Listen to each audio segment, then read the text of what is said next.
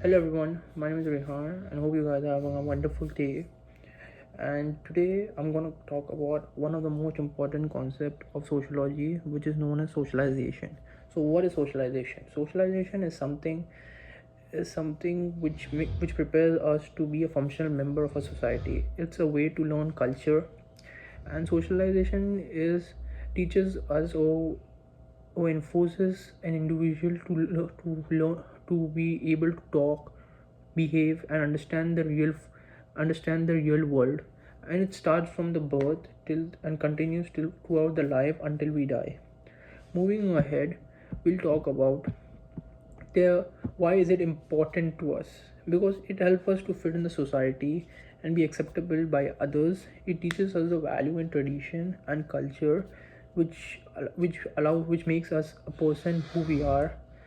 And it also help us to take up roles in the future which are like professional roles, and help us to build relationships. So we'll talk about the different agents of socialization. So there are different agents of socialization, so they play a crucial part throughout our life. Taking for instance the family who are like one of the early stages of early agents in an individual's life, who teaches us language, culture, and tradition, which also forms a basic foundation of other aspects of socialization. Then we have the school, who teaches us discipline, cooperation, and teamwork through its hidden curriculum, while peers have a direct impact on our identity, while media help us to shapes us our view on how the world works. While workplace is quite different, it like helps us to be more responsible and make us like able to be more professional in our life, professional in our personality. So socialization across different stages of lifestyle, like from the early stage, from childhood to old age. So the stage of life for the childhood is when we learn the basic behavior, and we are more family focused. While during the teen years, we build identity, we our peers are influenced, we try to be more interdependent, independent, as well as we try to be with little guidance, and we try to be more uh, self-centered and take more decisions of our own. While adulthood is the age where we try to take up roles, and we are more career oriented, and we focused on more relationships and education. As well as during this age, we tend to individuals tend to become parents. And at the last but not the least is that the old age is a age where it's where the person tries to re-socialize, because he ends up coming to a stage, or comes to a retirement stage, where he faces ageism, as well as he tries to be coming he comes to a new environment where he tends to be more relaxed, and it can have sometimes harmful effect on their mental ability. And and the way they socialize is is different from where they used to be, so they try to re-socialize in their ways. Mo- so what is re-socialization? So re-socialization is a process where a individual tends to learn new behavior through when he's changing his lifestyle, or when he comes across a new environment, where he tends to reject or leave or replace his old behavior. And what is a total institution? Total institution is a place where there's a complete control over the person's behavior, and it tends to force them to relearn something. Such as, you might come across where people tend to be more focused and more patient in militaries, in prisons, and in rehab, where they try to re-socialize, or try to change their personality or behavior in order to be able to be accepted in society.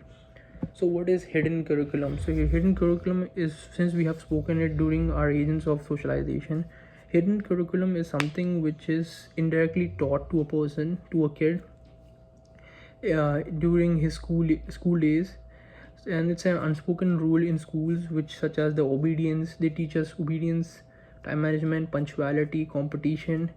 This can also help them to succeed in society, but also teaches the harsh truth of society, such as inequality.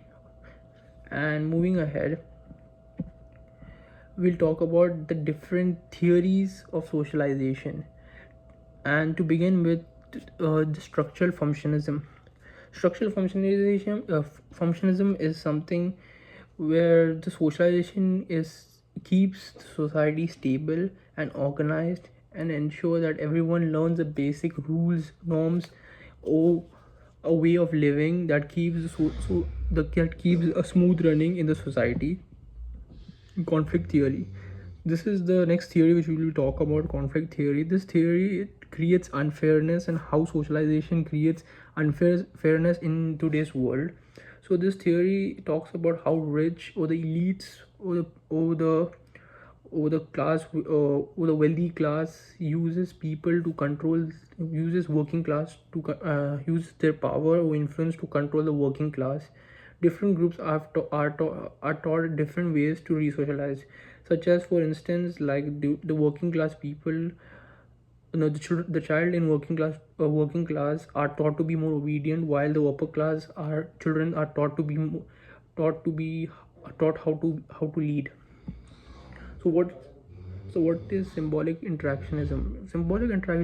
Interactionism is focuses on small interactions or daily interactions in our daily lifestyle, and we tend to learn who we are based on how people treat us. Our identity is built throughout our life, and this also shows how people perceive us, and how our personality is formed because how people perceive us. Moving ahead, we'll talk about how nature and nurture works together, are totally different, but how they have a crucial impact in socialization. When it comes to nature is something which is like an instinct, and it comes through naturally in sense like it's like genetically, and you are born with it. While nurture is something when you come to when you come across interactions in your daily lifestyle, you tend to learn these interactions, and you try to be more used to this. Taking for instance, like when your parents uh, are like are like are brushing their teeth, and you when a kid come across this, like a small kid, or in his early age he comes across this, he tends to follow them and tends to learn this thing. So this is a way where parents try to nurture the kid and try to make them learn the basic social norms. While sociology heavily emphasizes on nurture because it directly teaches the human interaction, because it deals with the human interaction. So it heavily emphasizes on nurture. Moving ahead, we'll talk about the theories on self development theories in socialization. So moving ahead, we'll talk about Charles Cooley. So he came across the theory called the looking glass self. So in this theory, he he tries to he tries to make us understand that the self image is formed by imagining how others see or judge us. Taking for instance, like a reflection of how others perceive us. Taking when you come across, because usually clothes play an important role in our daily lifestyle, and how we wear, or how we like wear clothes also make people think how people perceive us.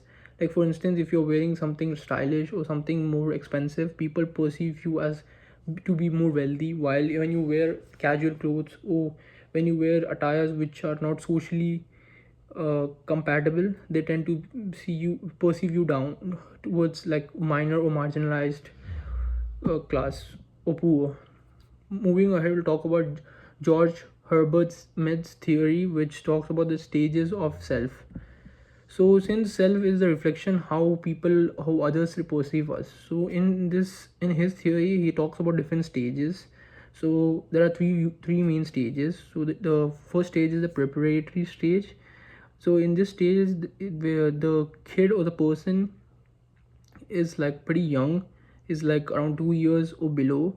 So in this you sorry, it's like in the preparatory age, it's the imitation of others. You don't understand the rules, but you try imitating it.